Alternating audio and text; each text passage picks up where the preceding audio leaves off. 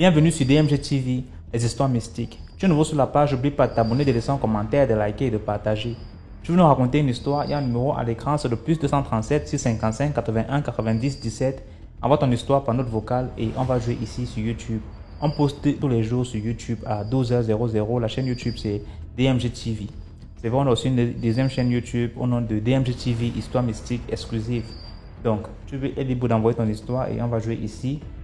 Et tous ceux qui sont connectés, sachez que tous ceux qui envoient les histoires lisent les commentaires. Donc, si vous avez un message pour eux, laissez-le en commentaire.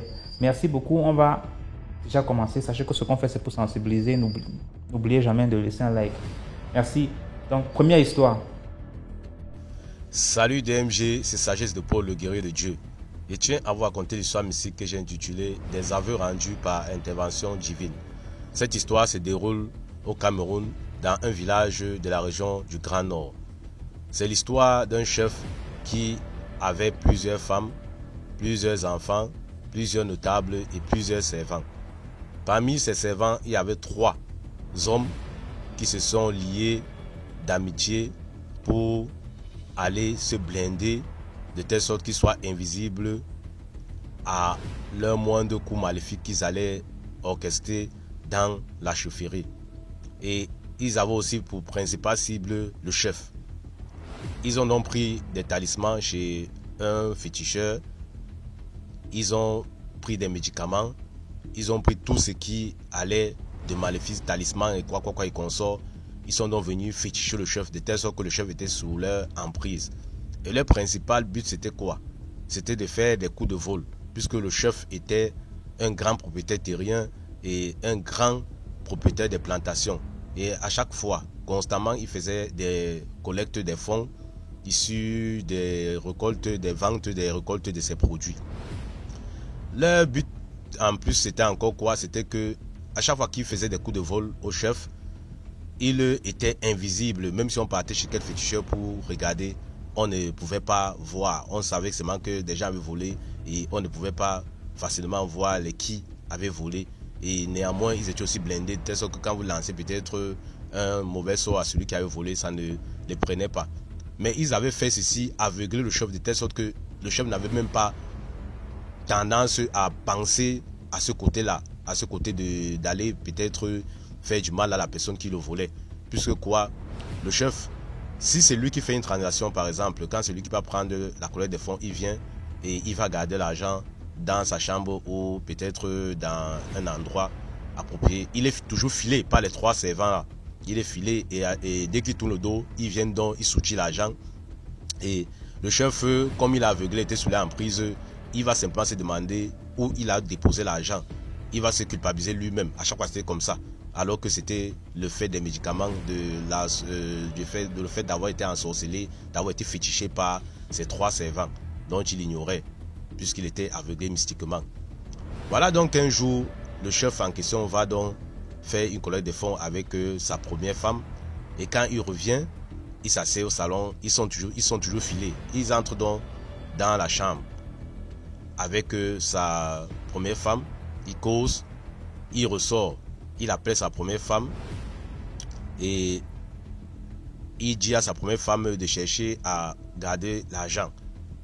Sa première femme prend donc l'argent, elle va donc mettre dans un endroit, toujours dans leur chambre. Et quand les 3 voleurs viennent alors maintenant, à leur absence, ils ont le petit temps que le monsieur et sa femme sont sortis pour aller dans la cour, rejoindre les autres notables et les autres femmes en question. C'est là où les 3 servants voleurs sont donc venus, ils ont donc volé l'argent encore une fois de plus. Et là maintenant, comme ce n'était pas la dernière personne à avoir touché l'argent n'était pas le chef, là maintenant il se souvenait bien qu'il a donné l'argent à sa femme. Et sa femme qui avait connaissance de la chose a donc dit que voilà, j'ai mis l'argent que tu m'as donné à tel endroit mais je ne retrouve pas. Ça veut dire sans doute que l'argent a été volé. On appelle donc tous les servants de la chaufferie, personne, tout le monde nie.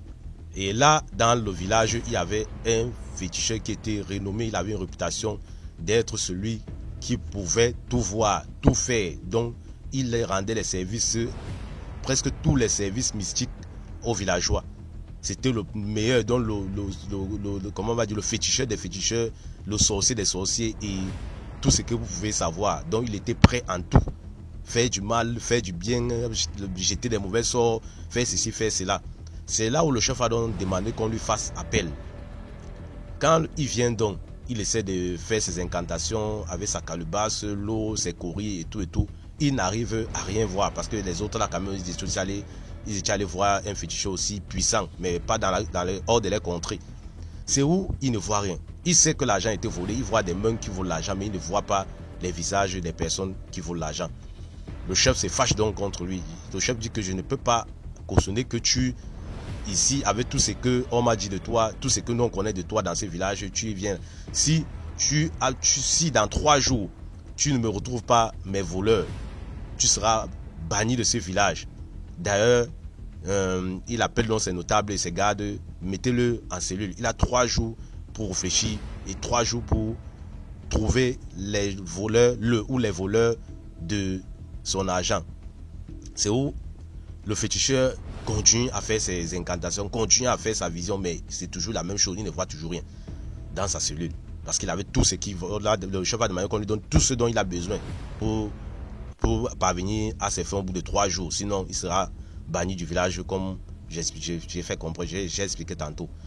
Voilà donc le premier jour, le chef avait chargé donc les 3 servants là, curieusement comme ça, ou bien miraculeusement comme ça là, ou bien, je ne sais pas comment on appelle souvent ça, on dit souvent quoi, par coïncidence, ces 3 servants là, de s'occuper du féticheur pendant les 3 jours en question. Voilà donc le premier jour, un des servants porte la nourriture pour aller donner au féticheur. Dès qu'il entre dans la cellule du féticheur, le féticheur dit voilà le premier, il n'en reste que 2. Ah! Le servant panique, il dépose la nourriture, il sort, il va trouver ses 2 autres complices. Il dit vous n'allez pas savoir ce qui m'est arrivé. Aujourd'hui, quelqu'un allait donner le repas du féticheur. Il a dit ceci, voilà le premier, il n'en reste que 2. Ils ont commencé à paniquer. Le féticheur, il a commencé à voir, hein, mais les 2 autres disent que bon, on aura le cœur, on va essayer d'avoir le cœur net. Comme demain c'est mon tour, je vais voir ce qui va se passer. Donc, toute la journée, la première journée, là, chaque fois que le serviteur entrait, il ne faisait que répéter ça. Voilà, 1, il n'en reste que 2. Toute la journée. Et le servant partait toujours vers les autres, dit la même chose. Le deuxième jour, c'est un autre servant qui prend dans la relève. Quand il vient donc déposer le repas, c'est sur le même scénario. Voilà le deuxième, il n'en reste que 1. Il va encore vers ses 2 autres complices, il explique le problème, même scénario. Et toute la journée, c'était toujours pareil. Voilà le deuxième, il n'en reste qu'un. La 3e journée, pour toujours avoir le cœur net maintenant, le 3e donc prend donc la relève pour la 3e journée qui devait être fatale, donc qui devait être la finale du féticheur selon les recommandations du chef. Il dit voilà le 3e et il n'en reste plus aucun. Il va donc toujours vers ses 2 complices, il explique ce qui est arrivé et à longueur de journée, le féticheur ne faisait que répéter la même chose à chaque fois qu'il entrait pour déposer le repas. Il disait voilà le 3e, il n'en reste plus aucun. La journée donc finie. En soirée, le chef demande qu'on fasse sortir le féticheur. On l'amène dans la cour. Et tout le monde, il a réuni tout le village en question. Voilà donc le féticheur qui est assis. Le féticheur n'a toujours, faisant ses visions, il n'a toujours rien vu. Donc c'est l'intervention divine qui a fait en sorte que les autres pensaient que le féticheur était en train de les voir. Et pourtant, au fond, il était en train de compter les jours qui lui restaient, puisqu'il n'arrivait à rien voir dans ses visions. C'est où le féticheur voulait donc prendre la parole, comme pour dire quoi, il faut m'abannir de ce village parce que je ne suis pas digne je ne suis pas digne d'être le féticheur des féticheurs, le suprême des féticheurs dans votre village. Je vais aller me chercher ailleurs. Donc c'est ce qui comptait déjà dit à l'assemblée, à la foule, aux villageois en question. Voilà donc les 3 servants ont paniqué. Ils ont dit non, on ne veut pas que vous nous dénoncez. Nous-mêmes, on va se dénoncer. Nous-mêmes, ils sont passés aux aveux. Et ils ont nous expliqué comment ils ont fétiché le chef depuis qu'ils sont là. Comment ils ont fait ceci, comment toutes les exactions, tous les vols qu'ils commettaient, c'était eux, puisqu'ils avaient aveuglé le chef, ils s'étaient blindés. C'est pour ça qu'on ne pouvait pas voir. C'est pour ça aussi que le féticheur mais le féticheur au départ ne pouvait pas voir, mais il confirme que le féticheur c'est un grand féticheur parce que finalement quand ils étaient en train de lui donner la nourriture pendant les 3 jours, le féticheur avait détecté que qu'ils étaient des voleurs. Le féticheur les a seulement regardé, le féticheur a gardé ça pour lui, mais c'est par la suite qu'il avait expliqué aux autres villageois qu'en réalité ils n'arrivaient pas à les voir, qu'ils étaient vraiment blindés, mais ils ont seulement paniqué par le simple fait que le féticheur disait voilà le premier, il n'en reste qu'un, voilà le deuxième, il n'en reste que deux, et voilà le premier, il n'en reste que deux, voilà le deuxième, il n'en reste qu'un, et voilà le troisième, il n'en reste aucun. Donc il lui comptait simplement ses jours. Donc c'est pour raison pour laquelle je exhorte la famille DMG de souvent faire attention aux paroles des gens. Quand quelqu'un peut-être mentionne une parole et il ne met pas, comment on va dire, l'unité de la parole, ou bien il ne termine pas la parole, il ne faut pas avoir des analyses précises. Mais comme on dit, on dit souvent, il n'y a pas de crime parfait. Les voleurs ont simplement paniqué par le simple fait qu'ils étaient 3 et il y avait 3 jours pour le féticheur. Le féticheur comptait ses jours et comme ils étaient chargés de remettre la nourriture un par un successivement au fil des 3 jours, ils sont donc tombés dans le piège divin que j'appelle, qu'il va appeler le karma divin qui les a frappés et ils étaient obligés d'avouer leurs crimes, tous les crimes qu'ils ont fait subir le chef dans le village en question. Famille DMG, je vous exhorte à toujours prier, à toujours redoubler d'ardeur dans la prière pour ne pas tomber dans l'envoûtement, dans l'emprise de certaines personnes pour vous faire peut-être voler, pour vous faire sucer votre étoile, pour vous faire, je sais pas, être le tam-tam ou bien être la cadence des actions maléfiques en question. C'était l'histoire que je tenais à partager avec la grande famille DMG. C'était Sagesse de Paul le guerrier de Dieu depuis la ville Cribé au Cameroun. À vous de liker, de commenter, de partager, surtout de vous abonner à la chaîne DMG TV. Parce qu'avec DMG TV, l'esprit de l'être humain reste à nouveau pour les 2 mois passés, le monde visible et invisible. Je vous remercie de m'avoir écouté. À très bientôt pour d'autres histoires mystiques. À très bientôt pour d'autres histoires mystiques. Merci beaucoup pour l'histoire. Là, on va passer à la deuxième histoire. Salut DMG, c'est Sagesse de Paul le guerrier de Dieu.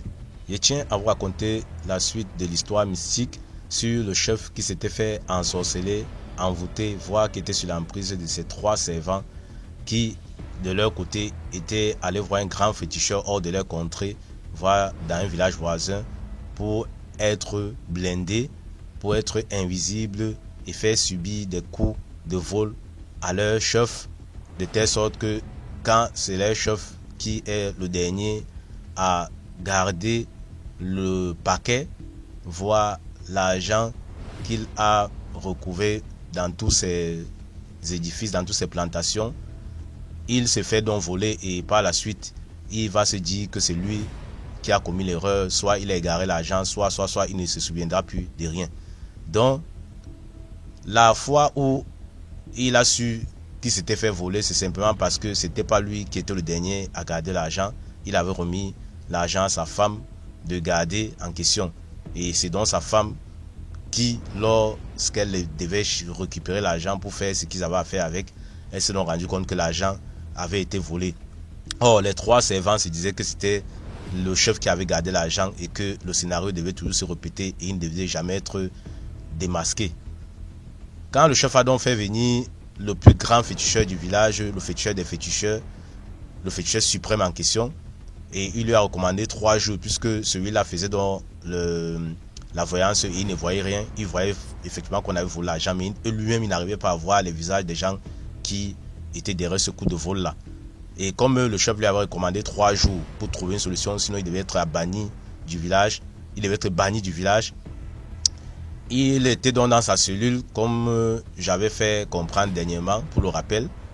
Et comme c'était les 3 servants qui devaient donc le gérer pendant les 3 jours, donc c'est-à-dire quoi, lui apporter à manger, chacun devait avoir sa journée pour lui donner ses repas quotidiens. Donc le premier jour, quand donc le premier est venu et le féticheur a fait comprendre que voilà il n'en reste que 2. Il est donc parti. Il est parti voir ses complices et faire comprendre que je vois comme si le féticheur là a déjà la vision à notre égard. Pour avoir le cœur net, le deuxième jour, le deuxième est donc venu et il a dit la même chose en disant voilà le deuxième, il n'en reste que un seul. Il est donc parti voir ses complices, il a donc fait part. Et le troisième, à son tour, le féticheur a toujours dit voilà le troisième, il n'en reste plus aucun. C'est là où ils avaient donc le cœur net que le féticheur voyait déjà et le féticheur était prêt à les dénoncer le 3e jour. Dans la cour donc, avant que le féticheur ne disent qu'ils n'avaient rien vu. Ils ont donc pris les devants parce qu'ils se disaient que le féticheur allait les dénoncer devant le chef et devant tout le village qui était rassemblé à la commande du chef. Il passa donc aux aveux, comme je disais tantôt, et par la suite, ils ont donc fait comprendre que oui, c'était eux qui ont fait ceci, qui ont fait cela. Ils ont mystifié le chef de telle sorte que le chef était aveuglé, le chef perdait la tête à chaque fois qu'il volait, le chef culpabilisait lui-même, et le chef n'arrivait pas à penser même aller peut-être faire une voyance pour voir qui avait volé, et même si dans le cas il partait faire, il n'allait pas voir, il allait voir qu'on avait volé, mais comme ils avaient déjà embrouillé son cerveau, il était perdu dans ses pensées, donc il ne pouvait que toujours culpabiliser et en disant que c'est lui qui a égaré l'argent et l'a fait passer. C'est comme ça que ces servants-là continuent toujours à le voler. Voilà donc ils ont donc fait comprendre qu'ils étaient partis dans un village à tel endroit pour voir tel féticheur, grand féticheur, le féticheur suprême de l'endroit aussi, tel que le féticheur de leur village en question. Et c'est le féticheur qui les a blindés et les a donné des gris-gris, des talismans, voire tout ce qui va avec des médicaments pour venir donc ensorceler le chef pour lui faire subir des coups de vol en question. Le chef a donc demandé au chef, au féticheur suprême qui était là, d'essayer d'aller arrêter l'autre féticheur de l'autre contrée. Il a dit non, c'est pas nécessaire, il va l'invoquer, il va invoquer son esprit et ils vont causer en esprit.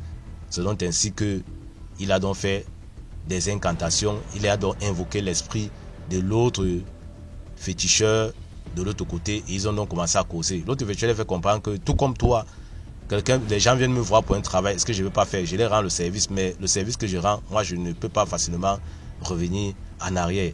La seule chose maintenant qu'il faut là, c'est des sacrifices humains pour que le chef retrouve sa santé, pour que le chef soit désenvoûté, pour que le chef soit mis hors de l'emprise de ces trois gens-là.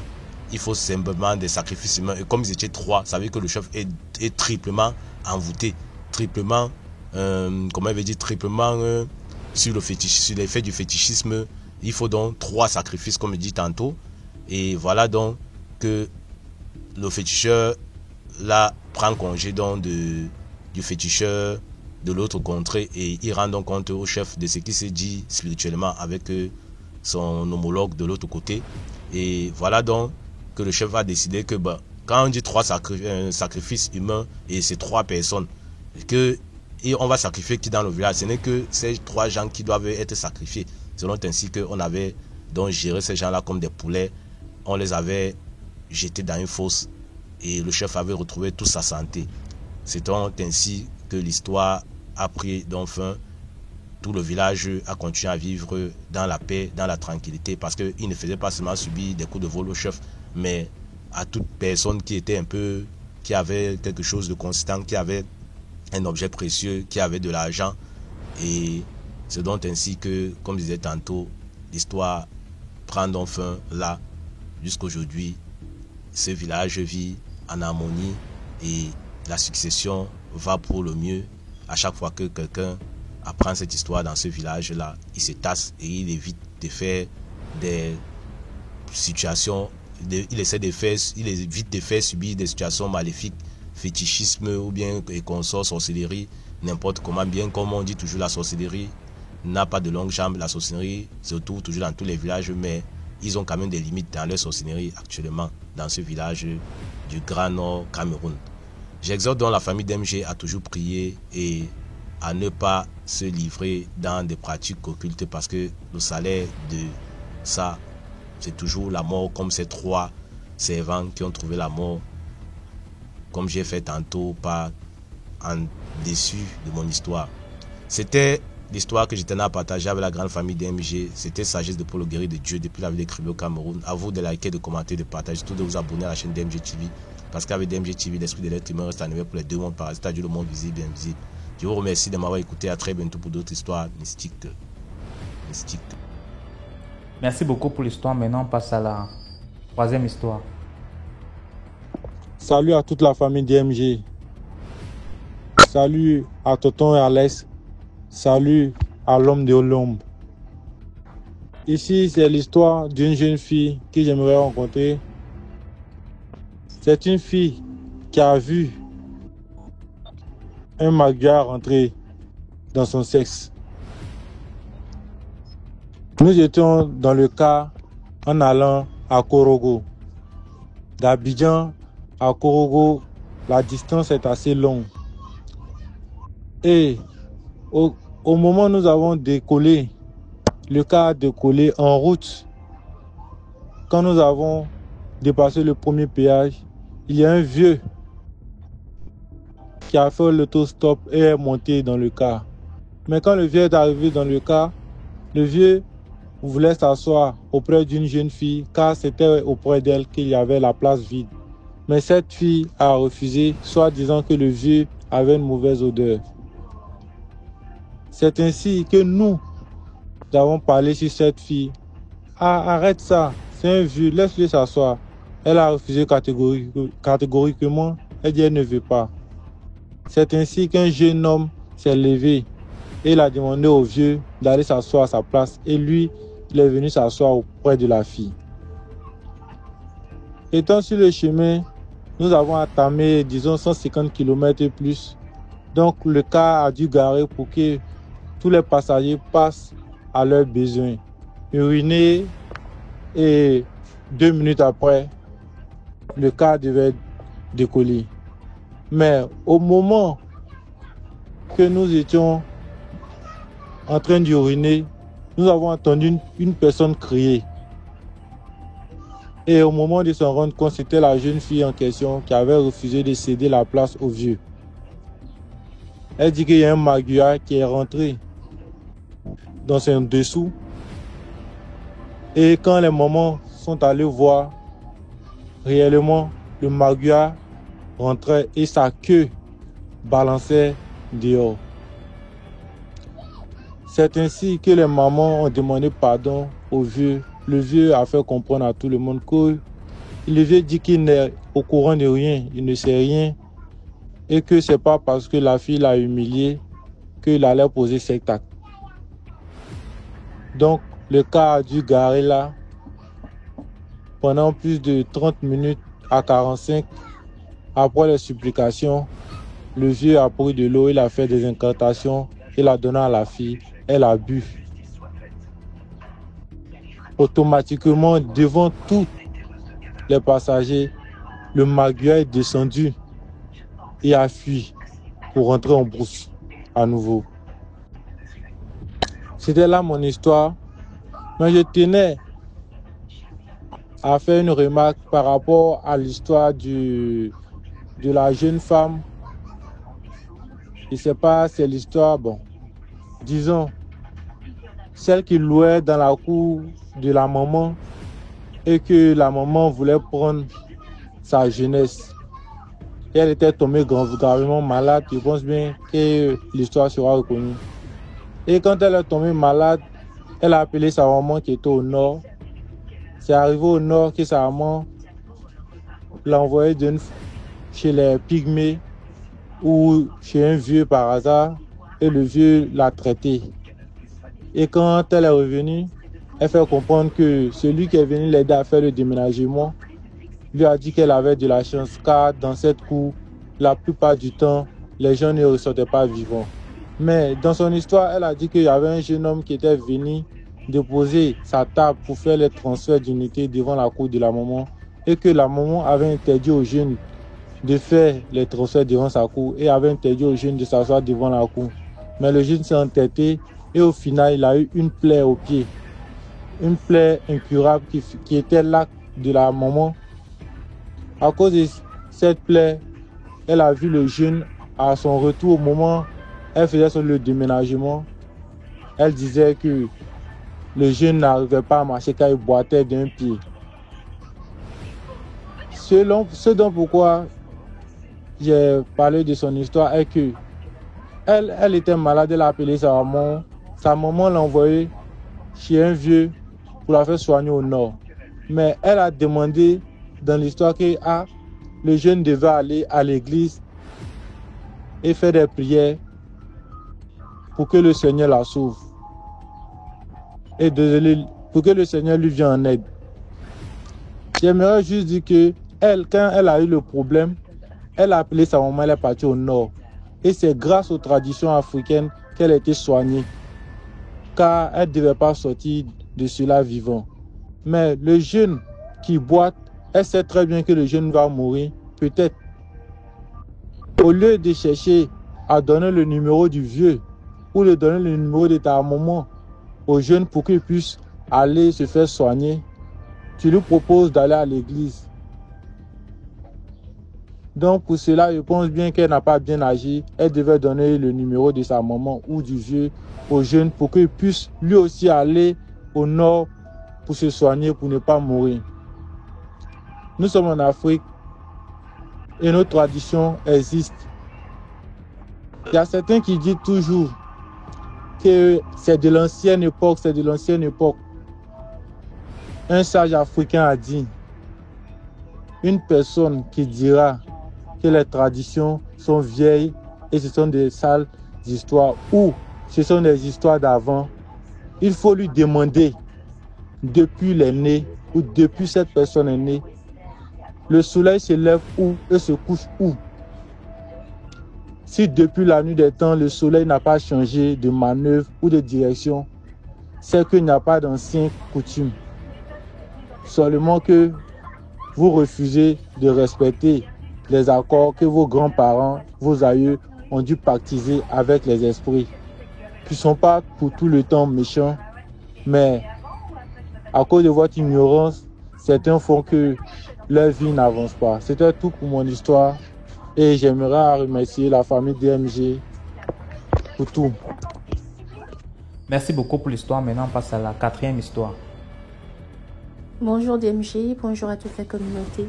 Ça fait un moment déjà que je vous suis. De mémoire, je vous suis depuis 2022 sur Facebook et quotidiennement sur YouTube. J'ai toujours voulu vous raconter mes petites histoires que je qualifie de bizarres.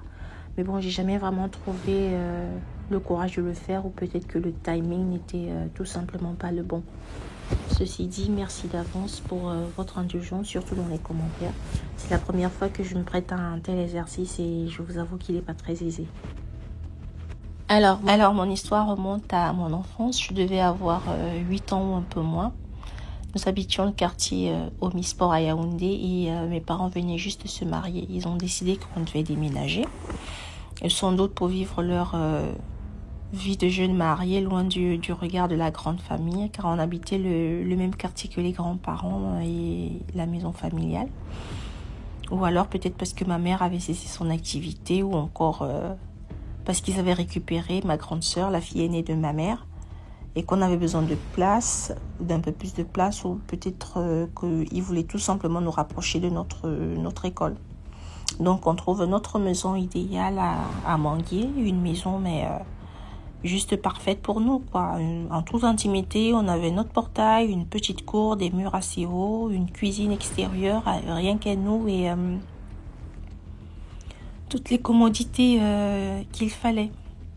À l'extérieur de la maison, je précise, mais dans notre portail, dans notre cour, c'était rien qu'à nous et la maison refaite à neuf, vraiment parfaite, quoi. Et voilà, on décide d'y aménager. La bailleresse, c'était une dame de certain âge, mais franchement très sympa et très avenante envers les enfants que nous étions.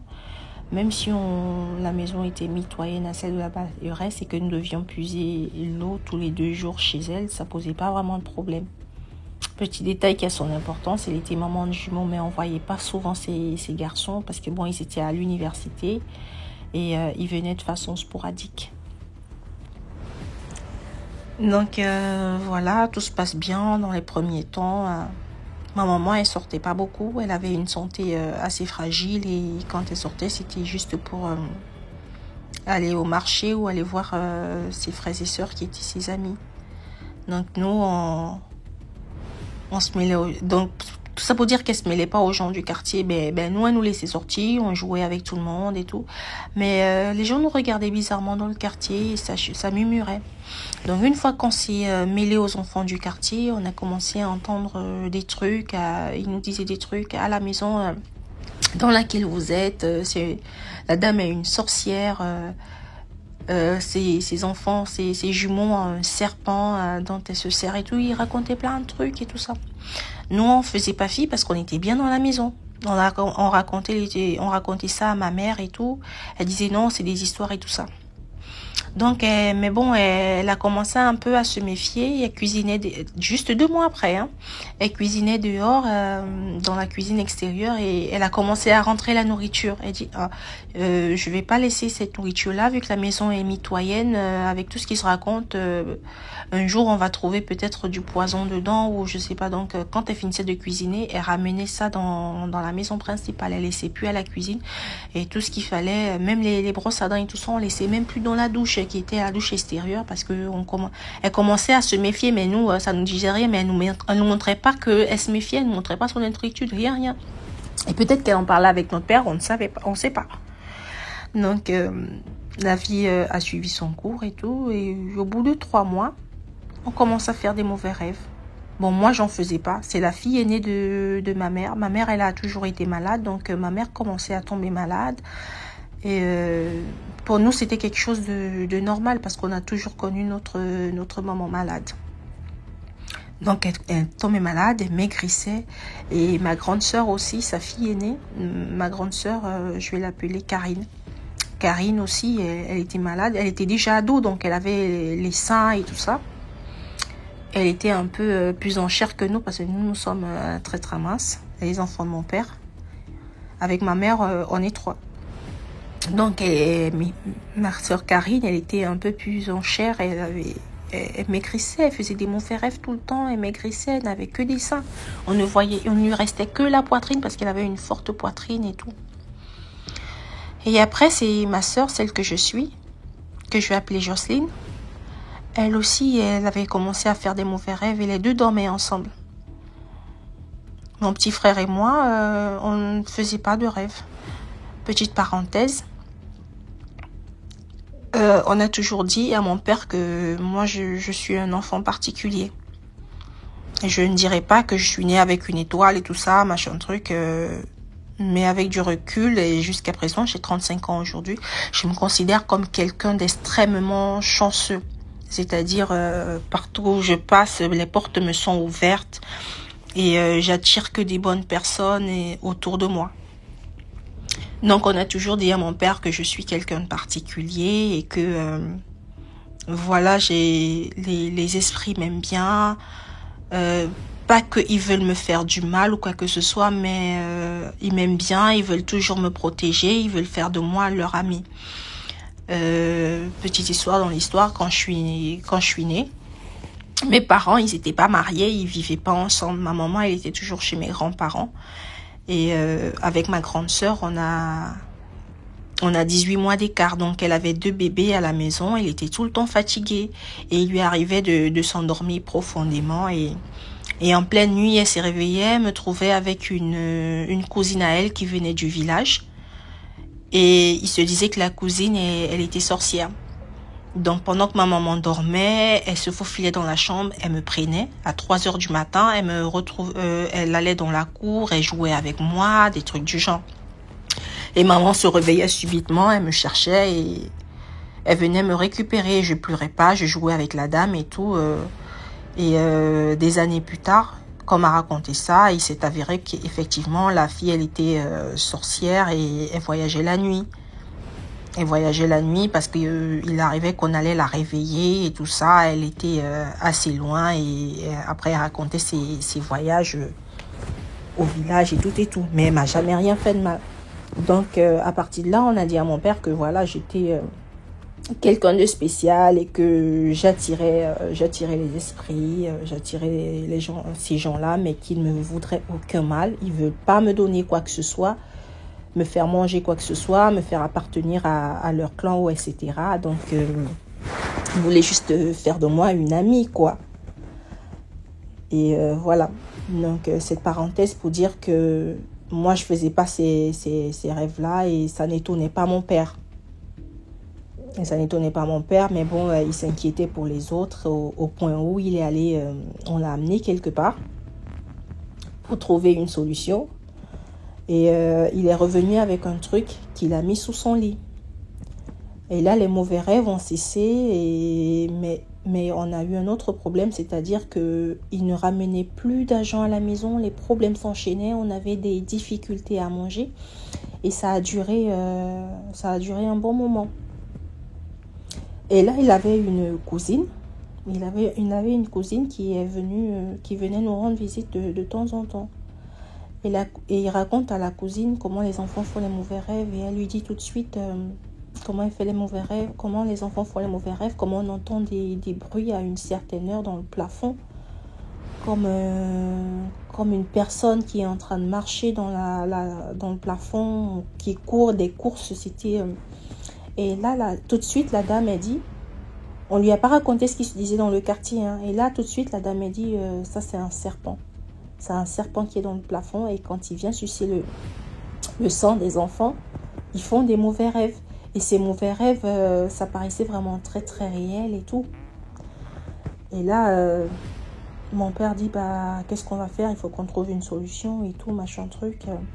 Et là, on commande une bière. Et là, la propriétaire, elle avait un bar à côté. On va commander la bière et la bière est fermée. Et ma tante, elle secoue la bière. C'était vraiment quelqu'un de très sage, d'initié.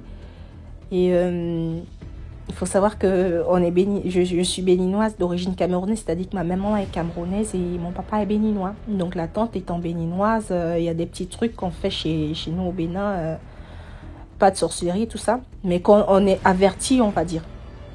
Donc pour recevoir la tantine, mon papa nous envoie acheter des bières chez la dame et elle dit à mon papa, ne bois pas. Elle secoue la bière et elle ouvre. La bière n'a pas moussé. Il faut savoir que quand on secoue une bière et qu'on ouvre tout de suite, ça fait plein de mousse. Elle a secoué la bière, elle a ouvert. Et elle a dit tout de suite à mon père, il y a un truc, elle a mis un truc dans la bière. C'est pas normal que ça ne mousse pas. Et je suis sûre, elle avait juste émis des suppositions, hein, parce que cette Anne-là, elle voyait pas ou quoi que ce soit, mais c'était quelqu'un d'averti, d'avisé. Et là, on envoie rendre la bière. Il nous envoie rendre la bière et tout ça. Et mon papa commence à bavader. Qu'est-ce qui ne va pas dans cette maison, machin truc. J'espère que ce qui se dit dans le quartier est faux et tout. On ne veut plus de la bière et ça s'arrête là. Et là, un jour, moi je dormais dans la même chambre que mon petit frère. Et là, un jour, je me réveille, mais j'étais réveillée. J'étais d'abord dans un sommeil pas très profond, un sommeil assez léger. Et là, je me réveille. Qu'est-ce qui se passe? J'entends des bruits dans le plafond. Des bruits qui se rapprochaient un peu plus de moi. Je vous jure que j'avais les yeux ouverts. Et ça se rapprochait de moi comme si ça venait me prendre. Et après, j'entendais le truc dans le salon. Mon père, il avait tellement des problèmes d'argent il faisait des petits boulots de nuit. Il était électromécanicien, il sortait souvent les soirs. Il allait réparer des machines à sous dans les bars pour se faire un peu d'argent. Mais malgré ça, il n'avait pas souvent d'argent. Il revenait souvent sans argent parce qu'on lui disait non, on ne peut pas te payer. On n'a pas d'argent et tout ça. Donc, il était sorti un soir comme ça, aller chercher un peu d'argent en plus de son boulot quotidien. Donc, on était seuls dans la maison avec ma mère. Et là, je fais ce mauvais rêve ou ce rêve éveillé où j'entends dans le plafond et je vois clairement que c'est un serpent. Mais un énorme serpent. Et il rentre dans la pièce, mon petit frère, mais il dormait mais à point fermé. Il rentre dans la pièce et je le sens au bas du lit, avec les yeux qui brillent et tout ça. Mais j'ai fermé les yeux, j'ai serré fort et j'essayais de réveiller mon petit frère, mais un petit garçon de 4 ans. Il avait 4 ans, je pense, il se réveillait pas, il dormait profondément. Et là, j'appelle mon père, 1 fois, 2 fois. Et là, je me rappelle que mon père est parti. Et là, je crie le nom de ma sœur aînée. Karine, Karine, Karine. Et elle se réveille en sursaut. Je lui dis, allume la lumière. Dès qu'elle allume la lumière, je bondis du lit, je sors de la chambre pour reprendre les mots de ma mère. Je tremblais comme une feuille. Ma mère aussi qui sort de sa chambre, elle dit, mais qu'est-ce qu'il y a? Qu'est-ce qu'il y a? Et là, je lui crie, je ne dors plus dans la chambre, il y a un serpent au pied du lit. Là, elle va prendre mon petit frère qui se réveillait à peine, et prend mon petit frère et dit, venez dormir dans la chambre. Dans ma chambre, donc on va dormir dans la chambre de ma mère. Et là, ma grande sœur, que je suis, me dit, elle est réveillée depuis un moment, elle n'a rien entendu. Tout ce qu'elle a entendu, c'est quand j'appelais mon père, et après j'ai appelé ma grande sœur Karine. Mais elle n'a rien entendu de tout ce que je suis en train de décrire. On rentre dans la chambre et ma mère, qui n'était pas très câline, elle me dit t'as peur? Je dis oui. Elle dit, faut pas avoir peur. Vous êtes avec moi maintenant. Et là, elle brûle l'encens. Elle avait de l'encens. Il faut savoir que ma maman, elle était souvent malade. Donc, elle cherchait la guérison dans les églises et tout ça. On avait toujours du sel béni, de l'eau bénie, de l'encens dans la maison. Elle verse de l'eau bénie, du sel béni dans la maison. Elle fait brûler l'encens et tout ça. Et mon père, il arrive au petit matin, 6 heures par là. Moi, j'ai plus dormi, hein. Et là, il nous trouve dans sa chambre. Il demande à ma maman, mais qu'est-ce que les enfants font là? Et là, elle lui raconte la scène et tout. Mais mon père, il pète un câble. Et il se dit, si ça arrive à ce niveau-là, s'il s'attaque déjà à celle-là, qu'on dit qu'elle est inattaquable entre griffes, c'est que vraiment, je vais perdre mes enfants. Là, il s'énerve et il retire ce que le monsieur, souvenez-vous, il était allé voir quelqu'un pour que ces mauvais rêves-là cessent et on lui a remis un truc. Il retire ça de sous son lit, il jette dans les toilettes, il dit je suis quand même béninois et ça va pas se faire comme ça. Et là, il va voir la dame, il prend une machette et il se met dans la cour il se met devant son bar et il dit, si un de mes enfants fait encore un seul mauvais rêve, je vais tuer ton serpent et tant pis pour tes jumeaux. Et là, il se met à crier et tout ça. Et la dame, elle avait les yeux qui commençaient à rougir. Et elle avait un cou assez pendant, un peu comme le cou de la grenouille, vous voyez. Et bon, nous, on mettait ça sur le cou de la vieillesse parce que certaines vieilles personnes ont ça. Et là, ce truc commence à battre comme pour la grenouille. Et ses yeux qui rougissent et tout. Et elle avait une copine du même âge juste en face d'elle, de la maison. Et il se disait que les deux se rencontraient souvent. Il se disait dans le quartier que les deux étaient sorcières et qu'elles faisaient leur truc ensemble. Et là, elle va voir sa copine, elle se met à parler et elle vient nous donner un préavis d'1 mois. Elle nous coupe l'eau. Elle nous interdit de venir puiser l'eau chez elle et tout. Et là, on n'avait plus accès à l'eau. Elle nous a coupé aussi le courant parce qu'on tirait le courant chez elle. On était dans la maison avec des bougies. Il faut savoir que le truc que mon père a retiré de sous son lit, c'est ça qui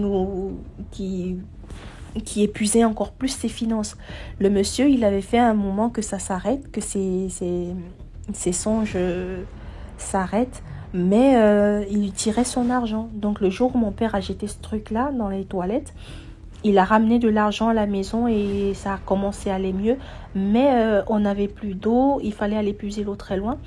Et là, on a essayé de prendre l'eau chez quelqu'un dans le quartier à côté. Et la personne, elle appréciait beaucoup ma mère.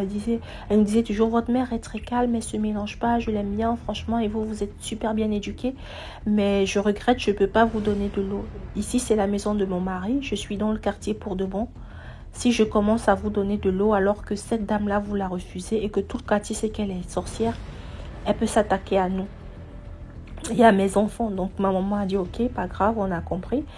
Et on est parti de là très très vite. On a trouvé une maison qui ne nous arrangeait pas. À peine un studio, une chambre-salon pour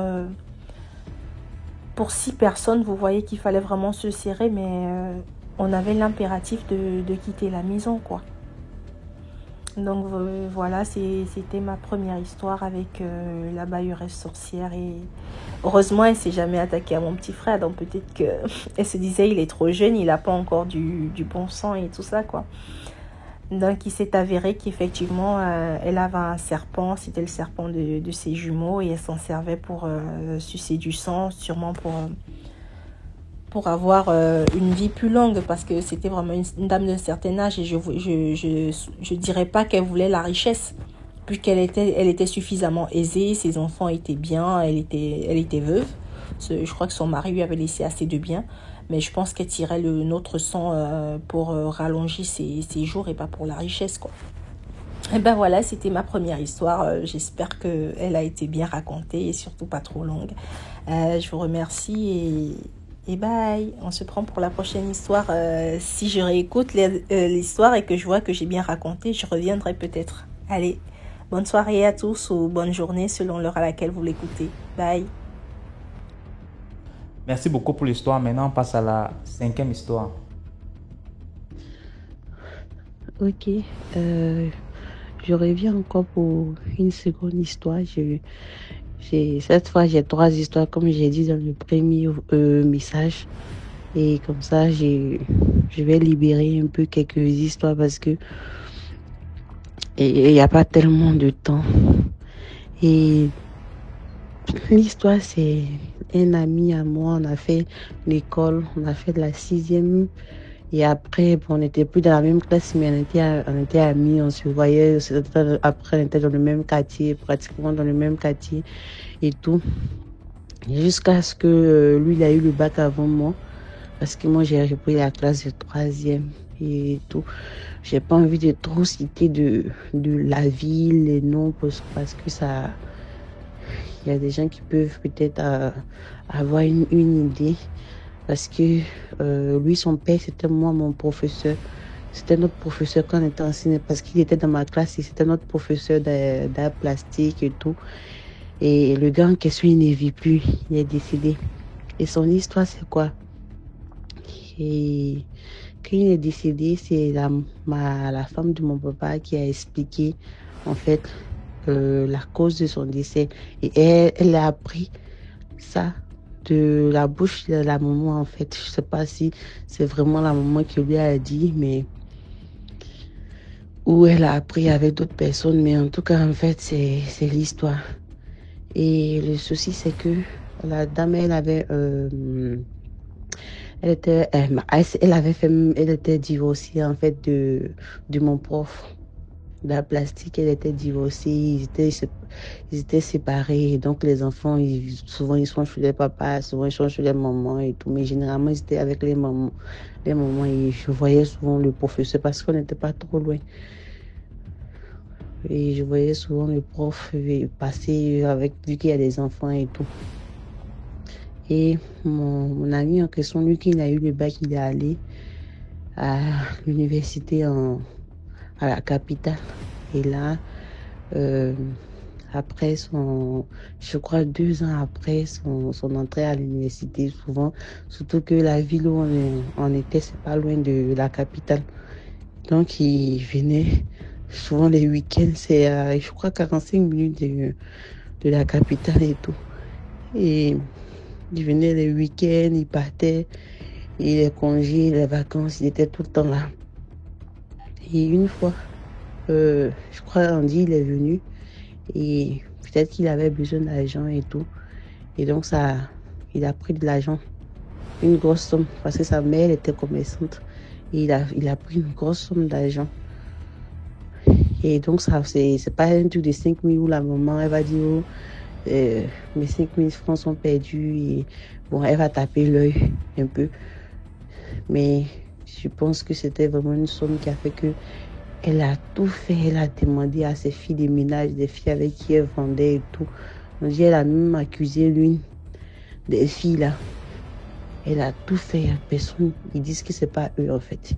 Et là, elle a dit qu'elle allait faire, elle allait aller voir les féticheurs et tout. Et que si les filles là n'avouent pas que si elle fait les médicaments, la personne qui ça va prendre c'est son problème. Et là, et elle a insisté, elle a tout fait. Les filles disent que c'est pas elle. Elles n'ont rien pris. Et là, normalement, elle allait faire son tour avec le féticheur. Et là, bim, c'est le fils qui a pris en fait. Quand le féticheur l'a lancé, son sort, il a lancé son fétiche. C'est tombé sur le fils. Et le fils est tombé malade quelques temps après, il est décédé. C'est là qu'ils sont allés consulter. On lui dit non, mais c'est ton fétiche en fait. Ce qui s'est passé là, en fait, c'était ton fils qui avait pris l'argent. C'était pas les filles. Et là, elle a arrêté même de vendre pendant un temps. Ça l'a vraiment traumatisée. Et j'avais écouté une histoire similaire la dernière fois aussi sur YouTube. Et franchement, en tant qu'une mère, moi, je pense que souvent, il y a des choses fausses. Parce que tu te dis que c'est l'enfant d'autrui. Et tu lances le sort. Donc, ça veut dire que c'est l'enfant d'autrui que tu allais tuer. L'ironie du sort, Dieu a fait que c'est ton enfant et voilà, c'est ton enfant qui meurt. Là, ça te fait mal. Mais si c'était l'enfant de quelqu'un d'autre, ça n'allait pas te faire mal. Parce qu'à coup de, même s'il a pris 5, 100 000, 200 000, tu vas tuer enfant d'autrui. Maintenant, souvent, c'est pourquoi on dit qu'il y a des choses, souvent, il faut vraiment pardonner, il faut accepter certaines choses, il faut tout mettre entre les mains de Dieu. Il ne dit pas que ceux qui volent, ils ont raison. Mais franchement, en tant qu'une mère, il y a des choses qu'il ne faut pas faire parce qu'on ne sait pas. Et pour ajouter à ça, ça c'est pas mystique, mais en fait, c'est une histoire similaire à ça. C'était une dame aussi qui habitait tout juste à côté de nous. Et chaque fois qu'il y a un voleur dans le quartier, c'est elle qui attrapait le voleur. C'est elle qui sortait toujours, oh, attrapez-le, oh, attrapez-le. Et moi-même, une fois, devant moi, c'est pas, on n'était que deux, ma camarade aujourd'hui, si elle écoute l'émission, elle est au Burkina Faso maintenant, elle va témoigner. On était deux sur la route et elle a croisé un monsieur qui avait volé un poulet. Mais on ne savait pas en fait que le monsieur avait volé un poulet. Elle a voulu saluer le monsieur et quand elle a tendu sa main, le monsieur ne pouvait pas laisser la main de la dame, donc il a pris. Il a salué en faisant le geste plutôt. Ça a remué le poulet dans le sac. Et le poulet a fait un cri. Coucou. Elle a dit, mais il y a quoi dans le sac là? Le monsieur dit à rien. Elle a applaudi sur le monsieur, elle a traîné le monsieur au quartier. Les gens ont frappé le monsieur ce jour. Ma camarade en a suivi. Les gens ont frappé le monsieur ce jour. Jusqu'à qu'ils ont dit qu'ils vont prendre le monsieur. Ils ont envoyé le monsieur en prison. Alors, au commissariat, comme c'est une affaire de poulet, je pense qu'il n'a pas trop duré, il est sorti. Quelques temps après, on attrape encore un autre voleur. Et la dame écrit, oh voleur, oh voleur, oh voleur, oh voleur. Attrape-le, elle va chercher un poids. DMG, qui t'a su que ce jour-là, la personne qui venait frapper là, c'était son fils qui était couché là. En fait, c'était son fils qui avait volé. Et là, elle a demandé pardon. Les gens ont dit, niette, que toi, tous les jours, toi, tu frappes enfant des gens. Donc, tu venais là, bois que tu allais chercher là. C'était un enfant d'auto que tu venais tuer. Tu venais frapper comme ça. Et là, maintenant, comme tu vas rester ton enfant, tu demandes pardon. Ils ont frappé son fils là. Ils n'ont pas envoyé en prison. Moi, ils l'ont épargné ça, mais ils ont frappé son fils là.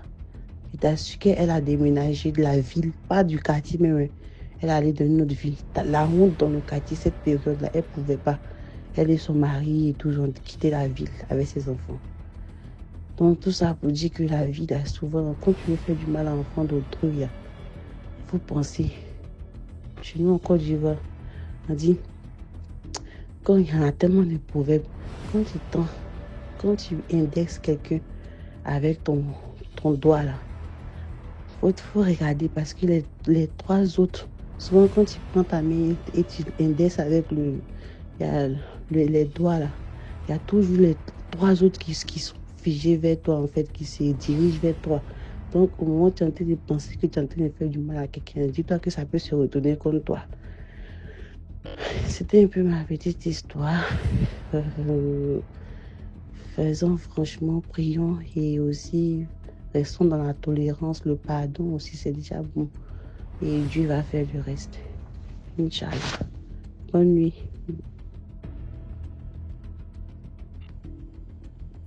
Merci beaucoup pour l'histoire. Maintenant, on passe à la 6e histoire. YouTube, il y a DMG Productions. Là, on poste tous les lundis, on poste un film. Tous les lundis, il y a un nouveau film à 17h00. Les films, c'est les histoires qu'on réalise aussi. Tous les lundis, la chaîne, c'est DMG Productions. Recevez mes fraternelles et cordiales salutations. Le citoyen du monde revient dans la grande communauté avec une histoire. Partagez, likez, commentez. L'histoire que je vais vous conter, je l'ai vécue. C'était en 2012. Nous avions à peu près 22 ans à cette époque. Mon cousin et moi, on allait au champ chaque fois avec la grand-mère. Et la veille nous disait toujours, s'il est 12 heures, sortez immédiatement de la plantation. Ayez toujours une montre avec vous. Aux environs de 11h40 par là, si vous êtes en train de faire n'importe quoi, laissez cela et retournez dans la petite cabane qui est dans la plantation. Ne restez pas dans la cacahuète au fond. À chaque fois, on avait pour habitude de respecter cela. Mais je tiens à préciser, mon cousin était quelqu'un de très turbulent. Parfois, lui, il était un peu têtu. Il y avait beaucoup d'arbres fruitiers dans la plantation. Et entre-temps, les pourritures de cacao, là, il partait souvent cueillir ça pour aller vendre. Donc, c'était devenu son business. Une fois, il s'en est allé. Il se peut qu'il a oublié ce que la vieille disait pourtant. Il était à 12 heures, le gars ne s'est pas rendu compte. Il était toujours en train de fouiller ses cabosses. C'est comme ça, subitement, il a écouté un petit bruit, comme les branches se cassaient un peu. C'était en pleine saison sèche. Vous savez, en saison sèche, si un animal se déplace ou bien si quelqu'un se déplace, il va piétiner les branches, ça va s'effriter, ça va se casser et puis ça va émettre des bruits. C'est donc ainsi le gars se retourne. Il a vu un énorme serpent. Je ne sais pas si dans la communauté, les gens ont eu à voir Anaconda. Moi, je souligne vraiment que c'était un énorme serpent parce que moi-même, j'ai vu la mue de ce serpent-là. Donc, c'était vraiment un serpent gigantesque. Ça, il faut le dire. Je précise pour que vous voyez vraiment le gigantisme dont je suis en train de parler. Le gars a tellement eu peur si bien qu'il est tombé dans le coma. C'est le lendemain matin qu'une voisine en passant l'a retrouvé. Le gars était presque étourdi, donc il ne savait même plus là où il se trouve. On dirait qu'il avait perdu la raison. Disons ça comme ça pour être mieux précis. C'est donc ainsi la voisine a appelé la vieille. La vieille est venue au champ récupérer le frangin. Vu sa façon de se comporter, n'importe comment la vieille aurait su qu'il a vu ce qu'il ne fallait pas voir. La vieille est allée chez un initié avec lui. C'est donc ainsi que l'initié explique que réellement il a vu ce qu'il n'allait pas voir. Le serpent dont il a vu là comme ça, c'est lui le gardien de la plantation. C'est lui le gardien de la plantation.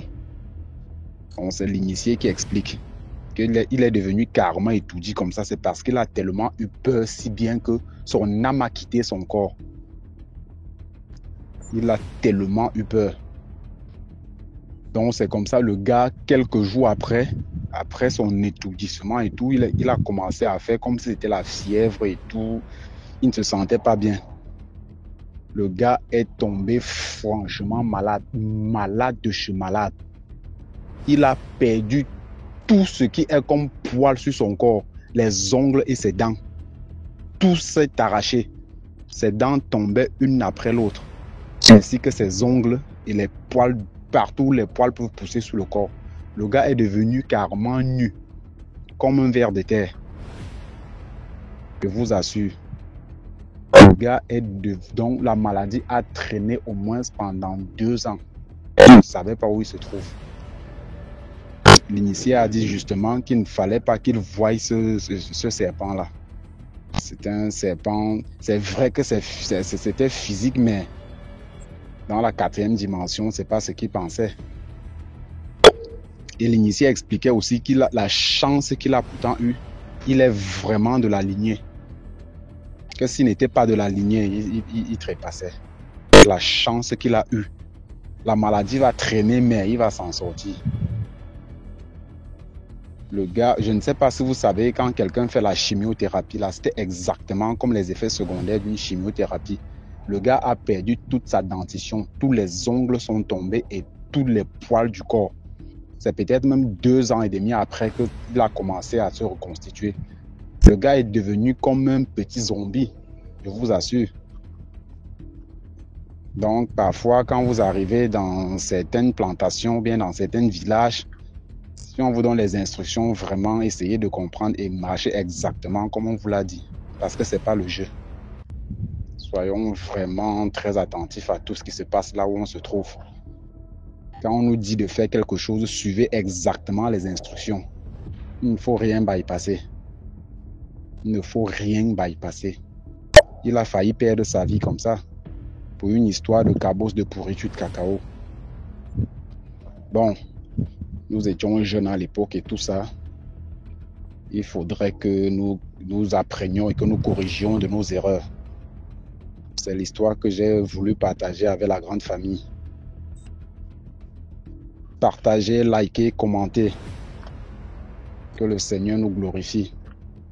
Et surtout, si quelqu'un m'écoute, qu'il prie. Soyons bénis. Salut. Merci. Voilà, c'était tout pour aujourd'hui. J'espère que vous avez aimé la vidéo.